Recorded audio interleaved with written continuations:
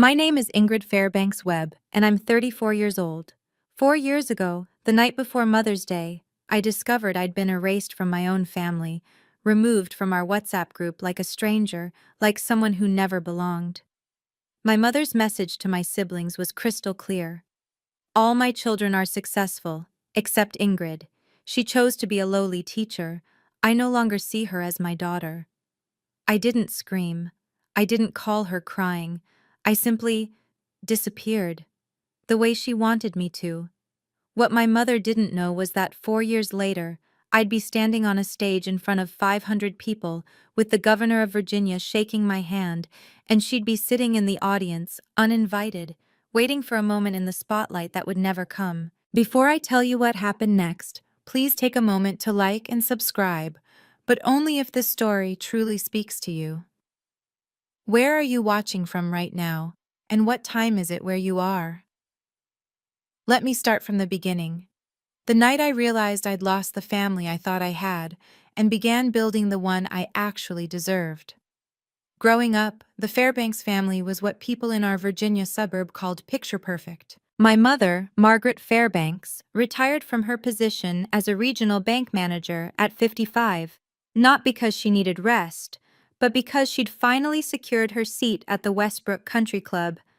The membership alone cost more than my annual salary. She wore her Hermes scarves like armor, always draped just so over her shoulders, always in muted tones that whispered old money, even though our money was barely a generation old. My sister Victoria was the crown jewel. 38, a plastic surgeon in Richmond with a clientele that included local news anchors and politicians' wives. She posted photos of her Rolex date, just casually resting on restaurant tables, her perfectly manicured nails wrapped around champagne flutes at charity galas. Every Thanksgiving, she'd update us on her latest subtle work, as if we couldn't see the tightening around her eyes, the lips that seemed fuller each year. Then there was Bradley. 40 years old, corporate lawyer in D.C., drove a Mercedes G-Wagon that he made sure to park in the most visible spot at every family gathering. He had a wife named Carolyn who collected designer handbags the way some people collect stamps, methodically, obsessively, always hunting for the next limited edition. And then there was me, Ingrid, the youngest, the one who didn't quite fit the family portfolio. I was a fourth-grade teacher at Maple Creek Elementary, a small school tucked into the rolling farmland about 90 miles from my mother's pristine colonial revival. My Honda Civic was 12 years old. My apartment could fit inside Victoria's walk-in closet. But here's what no one ever mentioned at those country club brunches. My mother had two successful children, a doctor and a lawyer. Not three. Never three. I didn't choose teaching because I couldn't do anything else. When I graduated high school, I had a 4.1 GPA and a full scholarship offer to pursue pre-med at UVA. The same path Victoria had taken a decade before. My mother had already ordered the future doctor bumper sticker for her car. She'd told all her friends at the club. The narrative was set. But I'd spent that summer volunteering at a literacy camp for underprivileged kids in our county. There was this boy, Marcus Jr., 8 years old, couldn't read past a first-grade level, had been told his whole life he was slow. By August, he was devouring chapter books. The day he finished Charlotte's Web on his own, he hugged me so tight I thought my ribs would crack. That was the moment I knew. I called my mother that night to tell her I was declining the pre-med scholarship. I was going to study education instead. I wanted to teach elementary school. The silence on the other end lasted 17 seconds. I counted. "You're throwing your life away," she finally said. "For what? A government salary and ungrateful children?" She didn't come to my college graduation, said she had a conflict, a garden party at the club that same weekend. Victoria sent a card with a check for $50 and a note that read, "Good luck with your little career." I cashed the check. I needed groceries. But I never forgot the message beneath those words. You chose wrong. You chose less. And we will never let you forget it. I didn't choose to be poor. I chose meaning. To my mother, those two things were exactly the same. The exclusion didn't happen all at once. It crept in slowly, like mold in the corners of a room no one bothered to clean. Thanksgiving 2019. I arrived at my mother's house with a homemade sweet potato casserole, her favorite recipe, the one Grandma Ruth used to make. When I walked into the dining room, I found my place card at the small folding table in the corner. The one set up for Victoria's stepchildren and Bradley's toddler nephew. "Oh, honey, we just ran out of room at the main table," my mother said, adjusting her pearl earrings. "You don't mind, do you? You're so good with children." I was 30 years old. Christmas that year was worse. I'd spent 3 weeks knitting my mother a cashmere scarf in her favorite shade of dove gray. When she opened it, she held it up, smiled thinly, and said, "How handmade." Then she turned to Victoria, who had gifted her a Chanel clutch, and spent the next 20 minutes raving about the stitching, the hardware, the craftsmanship. My scarf ended up in the coat closet. I found it there 2 months later, still in the tissue paper, tags I'd carefully removed stuffed back inside. But the final blow came on her birthday in early 2020. I called to ask what time dinner was. "Oh, Ingrid," she said, her voice dripping with practiced regret. "The restaurant only had 6 seats available. Your father, Bradley and Carolyn, Victoria and her date. You understand, don't you? Family comes first." 6 seats. And somehow, I wasn't family enough to fill one of them. But all of that, the folding table, the forgotten scarf, the restaurant that didn't have room, none of it prepared me for what came next. The only person in my family who still treated me like I existed was my cousin Rachel. She was 24 then, my Aunt Patricia's daughter, 8 years younger than me, fresh out of college and working her first marketing job in Charlottesville. We'd been close since she was a kid. I used to babysit her on weekends, take her to the library, help her with homework when her own parents were too busy fighting. Rachel was the kind of person who noticed when you were hurting, even when you tried to hide it.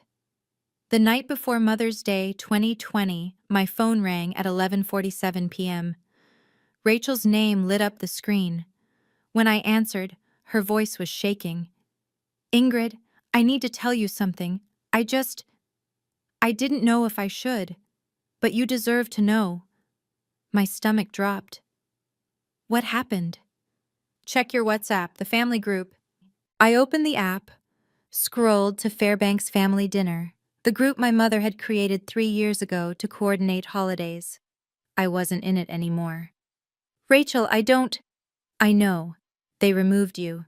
Your mom asked Victoria to do it last week, but she only got around to it tonight." Rachel's voice cracked. "Ingrid, I'm so sorry. I screenshot everything. I'm sending it to you now." My phone buzzed. One image, then another. I stared at the screen, at my mother's words frozen in digital ink, and something inside me went very, very quiet. "Why are you telling me this?" I whispered. "Because you're my family," Rachel said. "Even if they've decided you're not theirs." I saved those screenshots in a folder I titled Proof. I didn't know then that I'd need them. I just knew I couldn't let those words disappear. I read that screenshot 47 times that night, not because I didn't understand the words. I understood them perfectly. I read them over and over because some part of me kept searching for a loophole, a phrase that might mean something different, a context that could soften the blow. There wasn't one. The message was from my mother, posted in the family group at 8:32 p.m. Reminder, Mother's Day dinner at the Jeffersons 7 p.m. sharp. All my children will be there. All my successful children. Ingrid chose to be a lowly teacher. I no longer see her as my daughter. Please don't mention her name tomorrow. Below it, Victoria had replied with a heart emoji. Just a heart. No protest, no hesitation. Bradley's response. "Understood, Mom." 2 words. That's all I was worth to my brother. 2 words and total compliance. I sat on the edge of my bed in my tiny studio apartment, phone clutched in my hands, and I didn't cry. I wanted to. God, I wanted to fall apart, to scream into a pillow, to call my mother and demand an explanation. But what would that change? She'd made her decision. She'd announced it to the family like a press release. Ingrid is no longer one of us. And everyone had agreed. I stayed awake until 2 a.m., staring at those messages, reading the timestamps, noticing that not a single person, not my father, not my aunt, not anyone, had pushed back. Rachel was the only one who'd thought to warn me. By sunrise, I'd made a decision of my own. If my mother wanted me gone, I would be gone, completely, on my own terms, but I would not forget. And I would not delete those screenshots. Some receipts you keep forever. Mother's Day morning, I woke up to silence. No calls, no texts, no awkward, "We miss you, wish you could make it," from Victoria. Nothing. For the first time in 30 years, I didn't send my mother flowers. I didn't call to wish her a happy day. I didn't drive 90 miles to sit at a corner table while she pretended I didn't exist. I made myself coffee. I graded papers. I went for a walk along the creek behind my apartment complex and watched the water catch the morning light, and I thought about my options. I could call her, confront her, demand to know why she'd said those things, why she'd cut me out, why being a teacher made me unworthy of her love. I could screenshot her message and post it online. Let the world see what kind of mother raises a doctor, a lawyer, and a daughter she throws away. I could show up at the Jefferson uninvited, make a scene, force them to acknowledge my existence. But what would any of that accomplish? My mother had made her choice. She'd chosen status over her own child. She'd chosen the opinion of women at a country club over the daughter who'd loved her for 3 decades. If she wanted me to disappear, I would give her exactly what she asked for. But not because she demanded it, because I chose it. I blocked her number that afternoon, then Victoria's, then Bradley's. I deleted Instagram so I wouldn't have to see their curated family photos. I didn't know then that my silence would last 4 years. I didn't know that those 4 years would change everything. All I knew in that quiet moment was this: I would not beg to be loved by people who saw me as a stain on their reputation. The world kept spinning, and the Fairbanks family kept pretending I was never part of it. 6 months after that Mother's Day, Rachel called me with an update I hadn't asked for. "Thanksgiving photos are up," she said quietly. "Victoria posted them an hour ago." I told myself I wouldn't look. I lasted 3 hours. The image showed my mother at the head of her formal dining table, flanked by Victoria and Bradley, their spouses arranged perfectly behind them. Crystal stemware caught the light. A massive turkey glistened in the center. The caption read, "Grateful for my amazing family. Mom, you raised us right. 3 people, not 4. My chair wasn't even empty. They'd simply reconfigured, as if the table had always been set for 6 instead of 8. By Christmas, I'd stopped torturing myself with social media.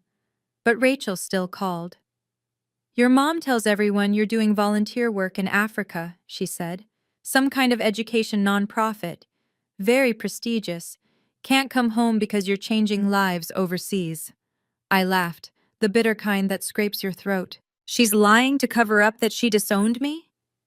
She's lying so no one asks questions, so she doesn't have to admit she kicked out her own daughter for being a teacher. Rachel paused.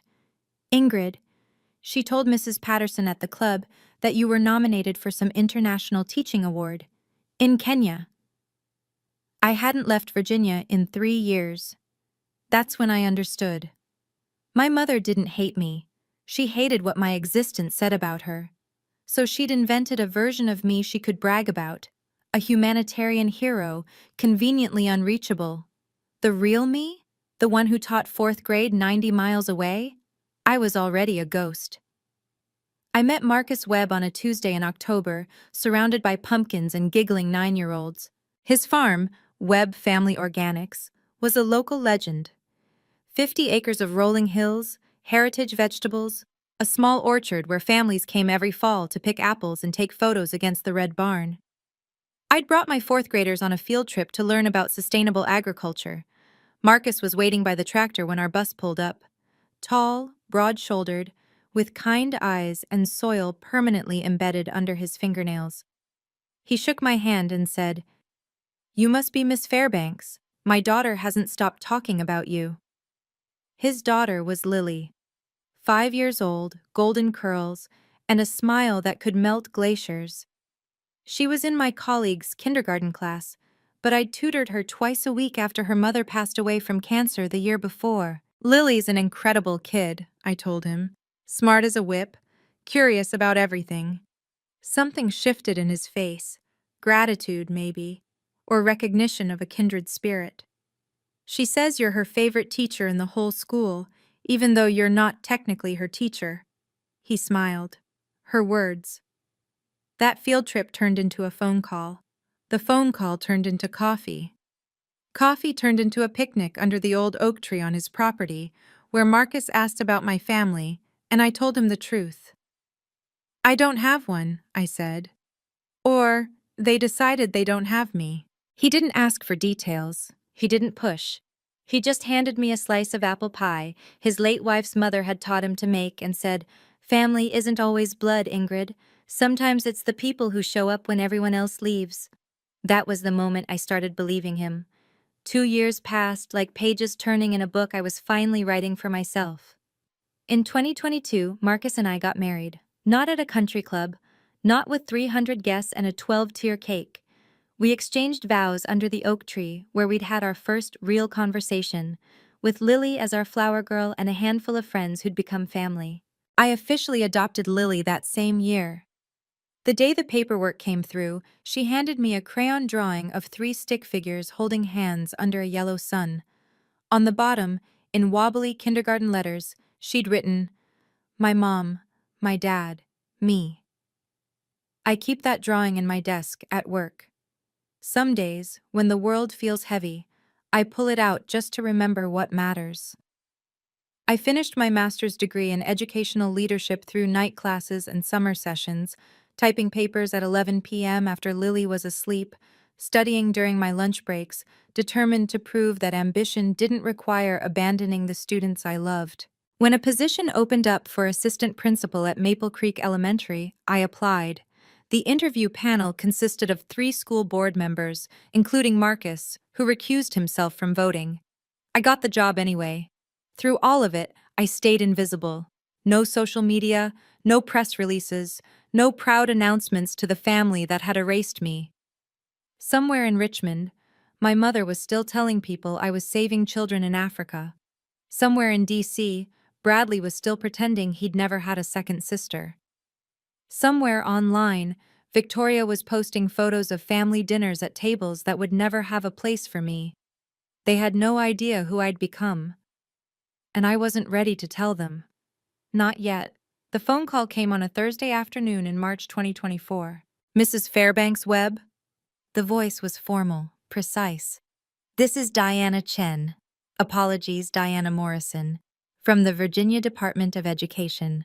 The board has reviewed your application, and I'm pleased to inform you that you've been selected as the new superintendent of schools for Clark County."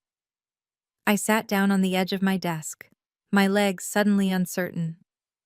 Superintendent. The position I'd applied for on a whim, never believing I'd actually be considered. Overseeing 12 schools, 4,000 students, 200 teachers. "Are you certain?" I managed.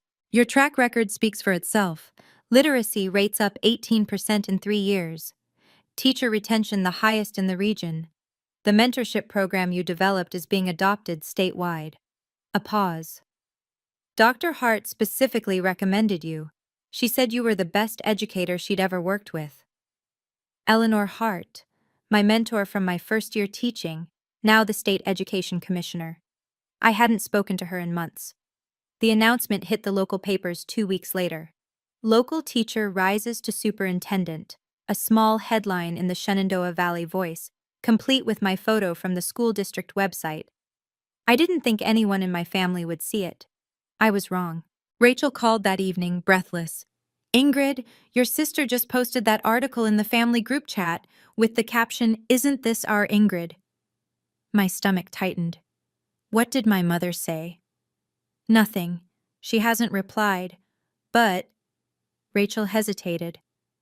I was at Aunt Patricia's when it happened. Your mom called Victoria immediately. I could hear her through the phone, Ingrid. She was furious. Furious that I got the job? Furious that she didn't know. Furious that she's been telling everyone you're in Africa and now there's proof you've been here the whole time. The email arrived 3 days later. The subject line read, "From your mother." I almost deleted it unread. Almost. My dearest Ingrid, it began. I saw the wonderful news about your promotion. I always knew you had it in you. We should meet for lunch soon. I'd love to hear about everything you've accomplished. Mother's Day is coming up. It would mean so much to have the whole family together again. No apology. No acknowledgement of the 4 years of silence. No mention of the WhatsApp message that had shattered me. Just an invitation. As if nothing had happened. As if I'd simply been away on a long trip and was now welcome to return. I didn't respond. 2 weeks later, my phone rang from an unknown number. Against my better judgment, I answered. Ingrid, it's Victoria. Her voice was honeyed, warm, a tone I hadn't heard since we were children. I know it's been a while, but I wanted to reach out personally. Mom hasn't been feeling well and she's been asking about you. She really wants to see you. What's wrong with her? Just stress. You know how she gets, but she misses you, Ingrid. We all do. I called Rachel that night. Is my mother sick? Rachel snorted. She was at the spa yesterday. Posted a selfie in the eucalyptus steam room. A beat. Ingrid, they're not reaching out because they miss you. They're reaching out because you made the news. I already knew. But hearing Rachel confirm it made the truth settle into my bones. Can I ask you something? Have you ever received one of those reconciliation calls, the kind where you can hear the insincerity dripping through the phone? If you know exactly what I'm talking about, comment yes below. And if you want to know what I did next, keep watching. Because what happened at that award ceremony? Even I didn't see it coming. I wish I could tell you I was strong every single day, that I never wavered, never questioned, never lay awake at 3 a.m. wondering if I was the villain in my own story. But that wouldn't be the truth. The doubts crept in slowly after that phone call from Victoria. At work, colleagues kept congratulating me. The superintendent announcement had spread through the county like wildfire. Everyone wanted to shake my hand, ask about my plans, share how proud they were. And then came the questions I dreaded. Your parents must be over the moon, my assistant principal said one morning, beaming. I bet your mom is bragging to everyone at church. I smiled, nodded, changed the subject. That night, I sat at the kitchen table while Marcus washed dishes and Lily did her homework at the counter. The silence felt heavier than usual. You're somewhere else, Marcus said without turning around. Talk to me. I pressed my palms against my eyes. Victoria called, said Mom's been asking about me, that she misses me. I looked up at him. What if I'm wrong, Marcus? What if I've been too harsh? She's still my mother. Maybe I should have... Should have what? He dried his hands, turned to face me. Called her back? Gone to dinner? Pretended the last 4 years didn't happen? I don't know. My voice cracked. I just keep thinking, everyone forgives family, right? That's what you're supposed to do. What if I'm the bad guy here? Marcus didn't answer immediately. Instead, he walked to the office, disappeared for a moment, and returned with his laptop. I want to show you something, he said. Something I've been saving for a moment exactly like this. Marcus set the laptop on the table and opened a folder labeled, Ingrid, do not delete. Inside were files I'd almost forgotten existed. The first, a screenshot of my mother's WhatsApp message, the one Rachel had sent me 4 years ago. The timestamp glowed in the corner, May 9th, 2020, 8:32 p.m. The words hadn't changed. I no longer see her as my daughter. The second, my mother's email from 2 weeks ago. My dearest Ingrid. No apology. No acknowledgement. The third, a photo from Victoria's Instagram, Thanksgiving 2020. The family portrait with the empty space where I should have been. The caption, "Mom, you raised us right." "I saved everything," Marcus said quietly. "Every message Rachel forwarded, every photo that showed up online. I backed it all up to the cloud with timestamps and metadata because I knew this day would come." He sat across from me. "I knew there'd be a moment when you'd forget why you walked away, when you'd start wondering if you were the one who failed." I stared at the screen, at the evidence of my own erasure, and felt something shift inside me. "You didn't fail," Marcus continued. "You survived. You built a life. You became someone, not despite them, but without them." He reached across the table and took my hand. "You don't owe forgiveness to people who never asked for it. You only owe yourself the truth." I closed the laptop slowly. "Rachel sent you something else," I said. "What is it?" Marcus hesitated. "Are you sure you want to see?" I nodded. He pulled up one more screenshot, a new message from the family group chat, dated just yesterday. And when I read it, everything became clear. The screenshot was from the Fairbanks family group chat, the one I'd been removed from 4 years ago. My mother's message glowed on the screen, dated the day before. "Wonderful news. Ingrid is being honored at the State Teacher of the Year ceremony next month. It will be televised. I've already confirmed our attendance. We'll arrive early, sit in the family section, and join her on stage for photos. Victoria, wear your red Valentino. Bradley, bring Carolyn. This is an opportunity to show everyone that the Fairbanks family stands together." Victoria's response: "Already picked out my dress. Should I bring flowers?" Bradley: "I'll clear my schedule. Good PR move." Not a single person had asked if I wanted them there. Not a single message mentioned reconciliation, an apology, or even a private conversation before showing up at the biggest moment of my career. "They're planning to hijack your ceremony," Marcus said, his voice tight with controlled anger. "Walk in like nothing happened. Pose for cameras. Take credit." I read the messages again, slower this time. My mother's words echoed in my head. This is an opportunity. Not "I miss my daughter." Not "I was wrong." An opportunity to fix her reputation, to reclaim the narrative, to stand beside me in my moment of triumph and pretend she'd been there all along. "They don't want me back," I said, the realization settling cold and final in my chest. "They want the version of me they can show off." Marcus nodded. "So what are you going to do?" I looked at the screenshot one last time, at my mother's careful orchestration, my siblings' eager compliance, the complete absence of anything resembling remorse. "I'm going to let them come," I said quietly, "and then I'm going to tell the truth."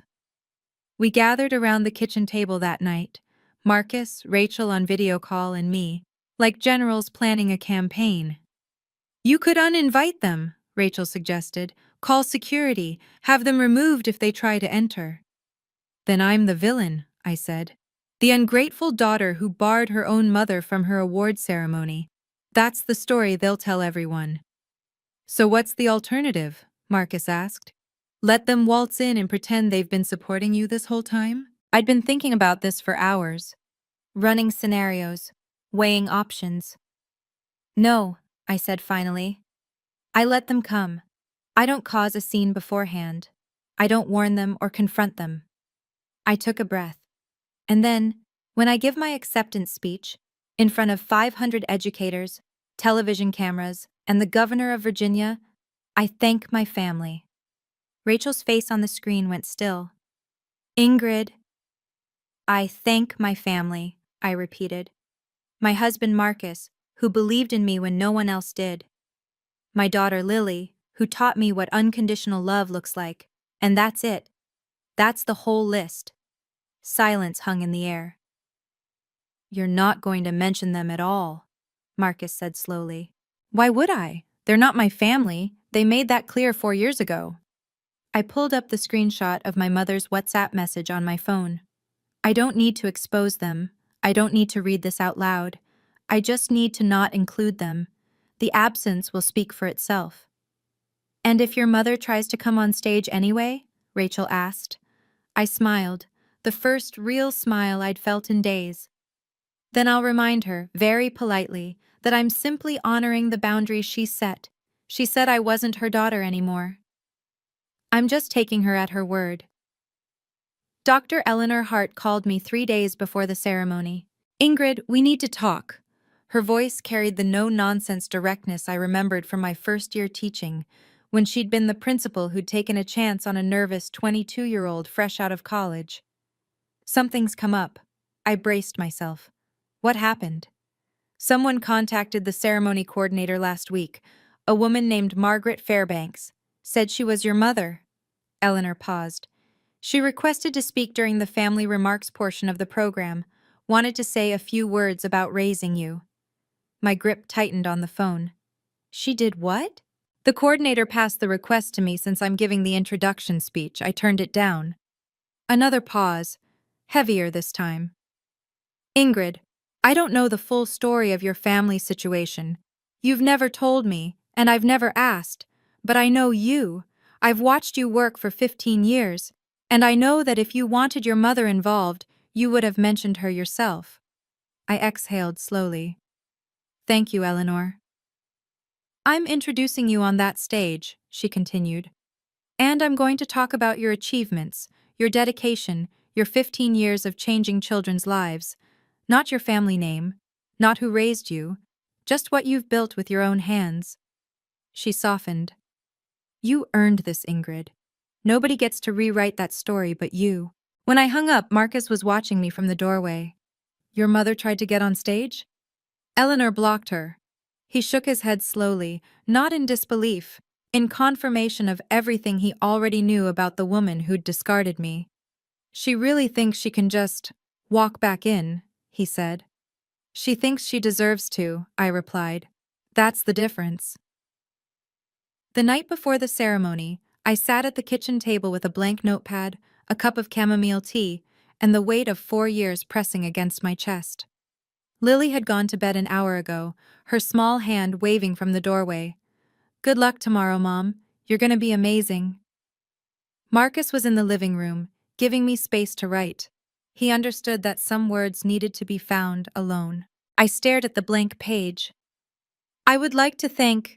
My pen hovered. Who did I thank? My colleagues, obviously. Dr. Hart. The board members who'd believed in me. The students who'd made every early morning and late night worth it. And then what? I thought about my mother. About the woman who'd hosted country club luncheons while telling her friends I was saving children in Africa. Who'd erased me from family photos like airbrushing out a blemish. Who was, at this very moment, probably laying out her outfit, practicing her proud mother's smile, rehearsing whatever speech Eleanor had already denied her.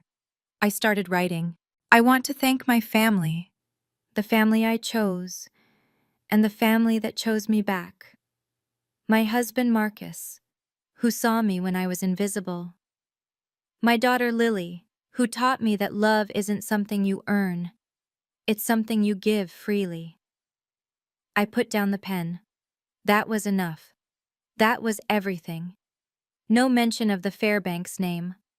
No acknowledgement of the people who'd announced my exile in a group chat. Just the truth. The family in my speech was the family that had actually shown up. Done? Marcus asked from the doorway. Done, I said. Tomorrow I would stand in front of 500 people. And for the first time in 4 years, I would let my silence speak. The Virginia state capitol had never looked more imposing. I'd seen photos of the building my whole life. Thomas Jefferson's neoclassical design, the white columns, the dome that seemed to touch the sky. But standing at the entrance in my navy blue dress, Marcus on my arm, and Lily holding my hand, I felt like I was walking into history. The ceremony was being held in the House chamber. 500 chairs arranged in precise rows, each one filled with educators from every corner of the state. Principals, teachers, school board members, superintendents like me who'd spent their careers in classrooms before ascending to offices, and cameras. 3 news crews, including a live feed to the Department of Education's website. I signed in at the registration table. A volunteer handed me my badge. Ingrid Fairbanks Webb, 2024 Virginia State Teacher of the Year. Congratulations, she said warmly. Your family must be so proud. I smiled. They are. We took our seats in the front row, reserved for honorees and their immediate families. Lily sat between Marcus and me, her legs swinging beneath her chair, too short to reach the floor. She wore the dress we'd picked out together, soft yellow with tiny embroidered daisies. Mom, she whispered, tugging my sleeve. Is that your name up there? I looked up. A massive banner stretched across the stage. Virginia State Teacher of the Year, 2024, Ingrid Fairbanks Webb. My name, 50 feet wide, impossible to ignore. I squeezed Lily's hand. Yeah, sweetheart, that's my name. Behind me, I could feel eyes on my back, the prickling sensation of being watched. I didn't turn around. I didn't need to. I already knew who was sitting in the second row, uninvited and undeterred, waiting for a spotlight that would never shine on them. I heard them before I saw them. Excuse me, that's my daughter up there. Yes, the honoree. I need to be in the family section. My mother's voice carried across the chamber with practiced authority, the same tone she used to command waiters, silence dissent at dinner parties, convince strangers she belonged wherever she stood. I kept my eyes forward. Breathe. Just breathe. From my peripheral vision, I watched them arrive like a delegation. My mother in cream Chanel, pearls at her throat. Victoria in that red Valentino dress she'd mentioned, cinched waist, dramatic neckline, camera ready. Bradley in Tom Ford charcoal, his wife Carolyn trailing behind in Oscar de la Renta. They swept into the second row, directly behind us, and I heard my mother's stage whisper to the woman beside her, I'm Margaret Fairbanks, Ingrid's mother. I raised that girl from the day she was born. Everything she is, she owes to me. The woman nodded politely, glancing at the banner, then back at my mother. Victoria leaned forward, close enough that I could smell her perfume. Ingrid, you look well.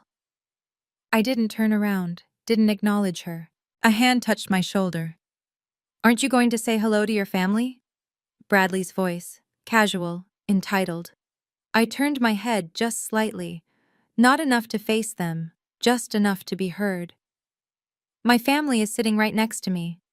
Then I turned back to the stage, Lily's small hand warm in mine. Want to know what happened when I gave my speech? When my mother heard me thank everyone in my life, except her? I promise you, you won't guess her reaction. If you're still with me, tap that like button, and stay. The next 3 minutes are the reason I'm telling you this story. Dr. Eleanor Hart walked to the podium with the same quiet authority she'd carried into every classroom, every board meeting, every difficult conversation for the past 3 decades. She adjusted the microphone, surveyed the room, and began. In 15 years of working in Virginia's education system, I've had the privilege of meeting thousands of extraordinary teachers. But today, I want to tell you about one who stands apart. I felt my mother shift in her seat behind me, adjusting her pearls, preparing her proud expression for the cameras. Ingrid Fairbanks Webb started her career in a rural elementary school with 23 students, limited resources, and unlimited determination. Eleanor's voice was steady, warm. In her first year alone, she raised reading levels by an average of 2 grade levels per student. Not through magic, through showing up, every single day. She paused, letting the words settle. Ingrid didn't come from a background that made her path easy. She didn't have connections or privilege handed to her on a silver platter. A slight emphasis on those words. Was I imagining it? She built everything herself. Her master's degree while teaching full-time. Her mentorship program that's now being adopted in 37 counties across the state. Her family, my breath caught, which I have the honor of introducing now. Her husband Marcus, who has served on the Clark County School Board for 6 years, and her daughter Lily, who told me backstage that her mom is the best teacher in the whole wide world. The camera panned to Marcus and Lily, not to my mother, not to Victoria in her red dress, to the family that mattered. Behind me, I heard a sharp intake of breath, the creak of a chair as someone gripped the armrest too tight. Eleanor smiled. Please welcome your 2024 Virginia State Teacher of the Year, Ingrid Fairbanks Webb. I walked to the podium on legs that felt steadier than I expected. 500 faces looked up at me. Cameras recorded every breath. And in the second row, 4 people in designer clothes waited for the acknowledgement they believed they deserved. Thank you, Dr. Hart, I began. And thank you to the Virginia Department of Education, the Governor's Office, and everyone who made today possible. I looked out at the audience, the real audience. Teachers who spent their weekends grading papers, principals who stayed late to counsel struggling students, educators who had chosen this life not for money or status, but because they believed in the power of a child's potential. When I started teaching 15 years ago, I didn't know if I'd last a semester. The hours were long, the pay was modest, and some people, I paused, choosing my words carefully, questioned whether it was a path worth taking. Silence, the kind that vibrates. But here's what I learned. Teaching isn't about proving anything to anyone. It's about showing up for the kids who need you, even when no one else does, especially when no one else does. I took a breath. Which brings me to my thank yous. To my colleagues at Maple Creek Elementary, you are my village. To Dr. Hart, who saw something in me when I was just a nervous 22-year-old with a dream. I owe you more than words can say. I turned toward the front row. And to my family. I smiled at Marcus, at Lily. My husband Marcus, who believed in me when I'd stopped believing in myself. My daughter Lily, who reminds me every single day what unconditional love looks like. I stopped. That was the list. Behind me, someone in the second row stood up. Ingrid. My mother's voice. I didn't turn around. Ingrid, sweetheart, surely you didn't forget your own mother. Margaret's voice rang through the chamber, her tone halfway between wounded and commanding, the kind of voice designed to make everyone in the room sympathize with her, the neglected mother overlooked by her ungrateful child. I heard movement behind me, heels clicking against marble. She was walking toward the stage. 500 heads turned, cameras swiveled. The moment stretched like taffy, sticky and inescapable. My mother reached the bottom of the stage steps, her cream Chanel catching the light, her practiced smile firmly in place. I'd just like to say a few words about my daughter, about how proud I am of everything she's... Mrs. Fairbanks. My voice came out calm, quiet, amplified by the podium microphone for everyone to hear. She stopped mid-sentence, one foot on the first step. Thank you for attending, I said, meeting her eyes for the first time in 4 years. But the family portion of my speech has concluded. Her smile flickered. Just for a second, a hairline crack in the facade. Ingrid, I'm your mother. You said you no longer saw me as your daughter. The words fell like stones into a still pond. 4 years ago, in a group message, you said I chose to be a lowly teacher and that I was no longer part of your family. Gasps rippled through the audience. A murmur of voices. Someone dropped a program. I've simply honored your decision, I continued evenly. The family I thank today is the family that stood by me, the family that didn't require me to prove my worth through a job title or a salary. A security guard approached Margaret gently, gesturing back toward her seat. She stood frozen, not moving forward, not retreating. For the first time in my life, my mother had nothing to say. The silence lasted exactly 4 seconds. Then, from somewhere in the middle of the chamber, a woman stood up. Gray-haired, mid-60s, wearing a simple cardigan and glasses that had seen thousands of classrooms. She started clapping, slow, deliberate, Unmistakable. Another person stood. Then 5. Then 20. The applause built like a wave, rolling through the chamber until every single educator in that room was on their feet. 500 people giving me something my own mother never had, validation without conditions. I gripped the edges of the podium, my eyes burning. The security guard gently guided Margaret back to her seat. She walked stiffly, mechanically, her perfect posture crumbling with each step. Victoria reached for her arm, whispering something urgent, but Margaret shook her off. I caught fragments of conversations from nearby rows. Did you hear what she said?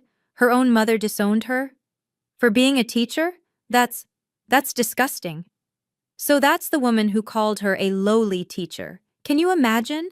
The story was spreading through the room like wildfire.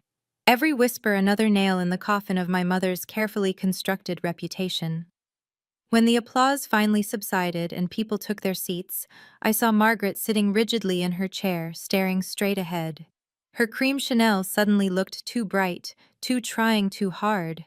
Victoria was furiously typing on her phone. Bradley's jaw was clenched so tight I could see the muscles working from the stage. And in the front row, Lily was looking up at me with shining eyes. "You did it, Mom," she whispered, too quiet for anyone else to hear. But I read her lips perfectly. I smiled at her. Just her. The rest of the audience faded into background noise. My family was proud of me. That was all that mattered. They cornered me in the hallway outside the chamber. I'd just finished taking photos with the governor, a kind man with a firm handshake who'd told me my speech was the most honest thing he'd heard in that building in 20 years, when I saw them approaching. My mother, flanked by Victoria and Bradley, moving through the crowd with the determination of people who believed they were owed an explanation. "Ingrid." My mother's voice was low now, stripped of its performance quality. "We need to talk. Privately." I kept my tone pleasant, professional. "If you have something to say, Mrs. Fairbanks, you can say it here." Her eyes flickered to the people around us. Other honorees, their families, a journalist scribbling notes. "You humiliated me, in front of everyone, on television." I stated a fact. I pulled out my phone, unlocked it, and held up the screenshot that had lived in my camera roll for 4 years. "This is the message you sent on May 9th, 2020. I no longer see her as my daughter. Your words, your decision. I simply honored it." My mother's face went pale.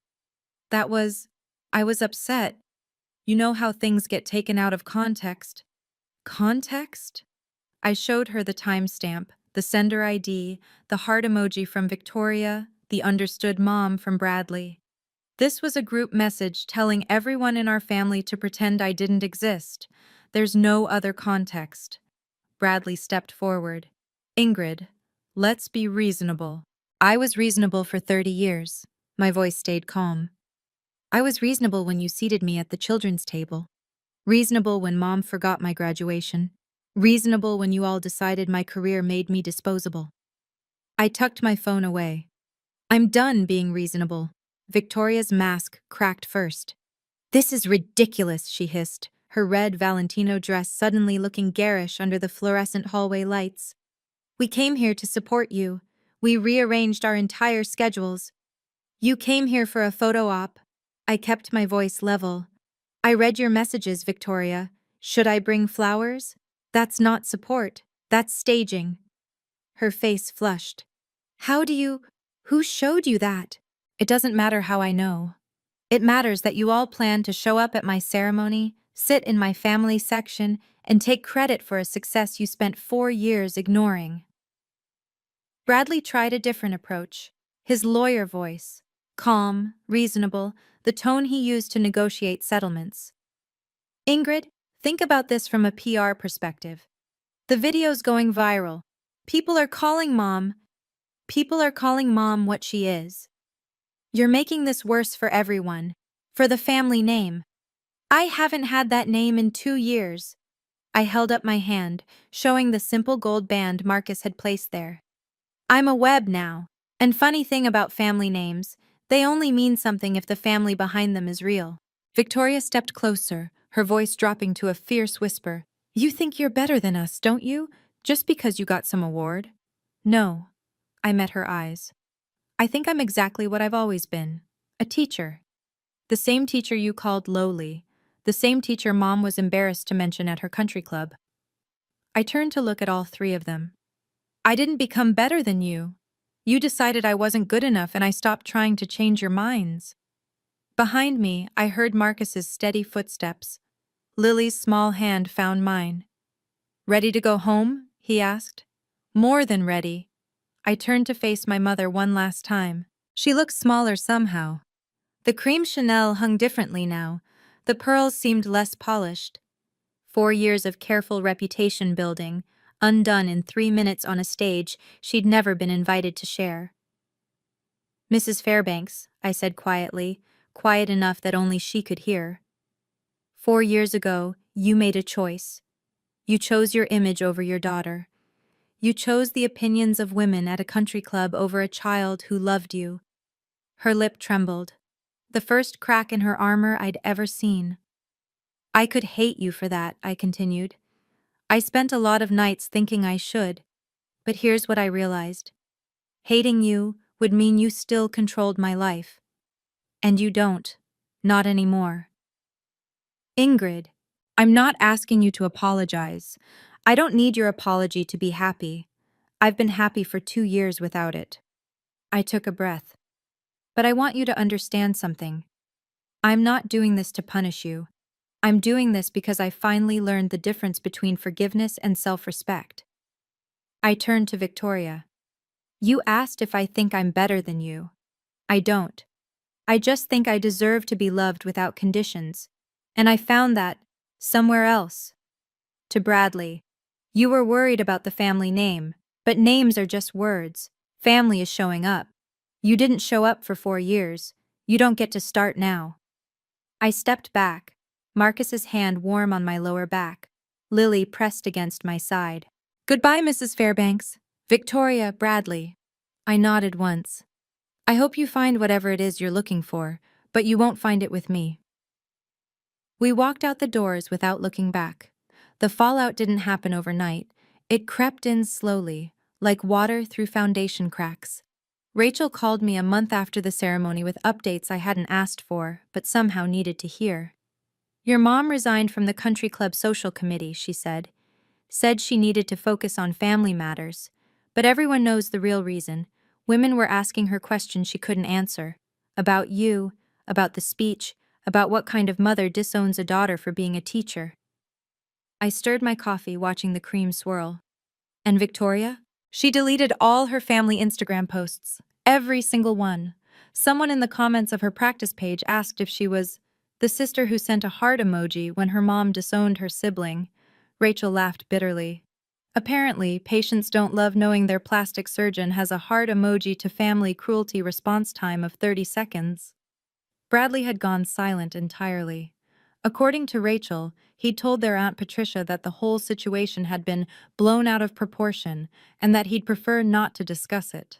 The professional class had its ways of punishing social missteps. No one was boycotting Victoria's practice or refusing to hire Bradley's firm. But there were whispers, side-eyes at networking events, the subtle distancing that happened when people realized someone's shiny surface hid something rotten underneath. Your mom's seeing a therapist, Rachel added quietly. She told Aunt Patricia she wants to understand what went wrong. I set down my mug. Good for her. You don't want to know more? Maybe she's actually changing?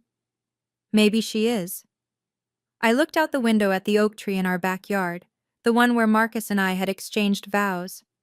But her changing doesn't change what happened, and it doesn't obligate me to go back. 6 months later, I learned what peace actually feels like. Not the absence of noise. Our farmhouse was never quiet. Lily practiced piano in the living room, the keys stumbling over Fur-Elise with determined imperfection. Marcus argued with the tractor in the barn, convinced it understood his lectures about fuel efficiency. The chickens had opinions about everything. But underneath all that noise, stillness, the kind that comes from knowing exactly where you belong. I was still superintendent. The job was hard: budget meetings, personnel conflicts, the endless paperwork of running 12 schools. But every morning when I walked into my office, I saw Lily's crayon drawing pinned above my desk. 3 stick figures, yellow sun. My mom, my dad, me. That was my daily reminder of what success actually looked like. On our 3rd wedding anniversary, Marcus and I had another picnic under the oak tree. Lily helped set up the blanket, spreading out plates of cold fried chicken and Marcus's mother's famous biscuits. The evening light turned everything gold.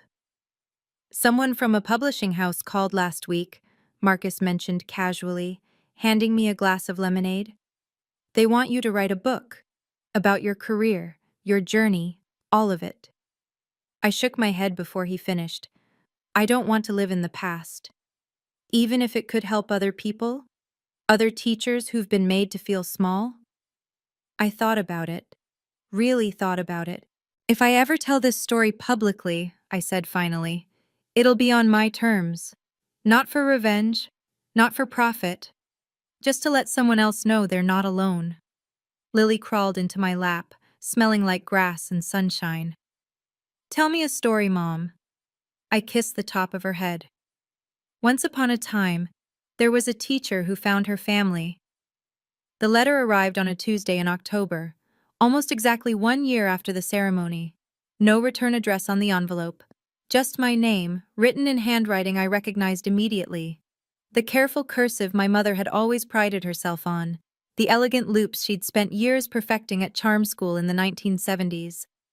I sat at the kitchen table for a long time, just holding the envelope. Marcus came in from the barn, saw what I was holding, and sat down across from me without a word. "You don't have to open it," he said. "I know." I opened it anyway. The letter was 2 pages, handwritten on her personalized stationery. The cream cardstock with her initials embossed in gold. "Ingrid, I've written this letter 47 times. Each time I tried to explain, to justify, to make you understand why I did what I did. But the truth is simpler and uglier than any explanation I could give. I was afraid. Afraid of what people would think, afraid of being judged, afraid that your choices somehow reflected failures in me. I don't expect you to forgive me. I haven't even forgiven myself. I just want you to know I was wrong. Not upset or taken out of context. Wrong. And I'm sorry for every day you spent believing you weren't enough. You don't owe me a response. You don't owe me anything. But if you ever want to talk, not reconcile, just talk, I'll be here. Your mother, even if that word doesn't mean to you what it should." I read it twice. Then I folded it carefully and put it in the kitchen drawer. "What are you going to do?" Marcus asked. "I don't know." I looked out at the oak tree, its leaves turning amber in the autumn light. But for the first time, I think I don't need to know yet. You know what kept me awake for months after all of this? Not anger, not even sadness. It was one question: why? Why would a mother erase her own child? What kind of person looks at their daughter and sees a liability? I spent a lot of time reading about this, talking to a therapist friend, trying to understand, not to forgive, but to stop carrying the weight of confusion. Here's what I learned about people like my mother. Margaret Fairbanks grew up in a family where love was transactional. Her own parents praised her when she achieved and withdrew when she didn't. She learned early that worth equals performance, that you earn your place at the table, literally. By the time she had children of her own, she didn't know any other way to love. When Victoria became a surgeon and Bradley became a lawyer, my mother wasn't just proud, she was relieved. Their success proved she was a good mother. Their achievements were her achievements. Their status protected her from the shame she'd carried since childhood. And then there was me, the daughter who chose meaning over money, who picked a lowly profession that made Margaret feel exposed. Every time someone asked about her kids, she had to explain me, and explanation felt like failure. So she did what scared people do. She cut out the part that hurt. It doesn't excuse her. Nothing excuses abandoning your child. But understanding this helped me realize something important. Her rejection was never about my worth, it was about her wounds. And here's the thing I want you to hear. If you've ever been in my shoes, you are not responsible for healing people who hurt you. You can understand them without excusing them. You can have compassion without giving them access to your life.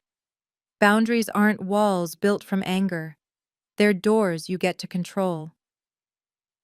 If this story resonated with you, I have a question. Have you ever had to choose between keeping the peace and protecting your peace? Drop your answer in the comments. I read every single one. And if you want more stories like this, check out the video linked in the description. I think you'll find something that speaks to you. Thank you for being here. Thank you for listening. I'm Ingrid, and I finally know what family really means.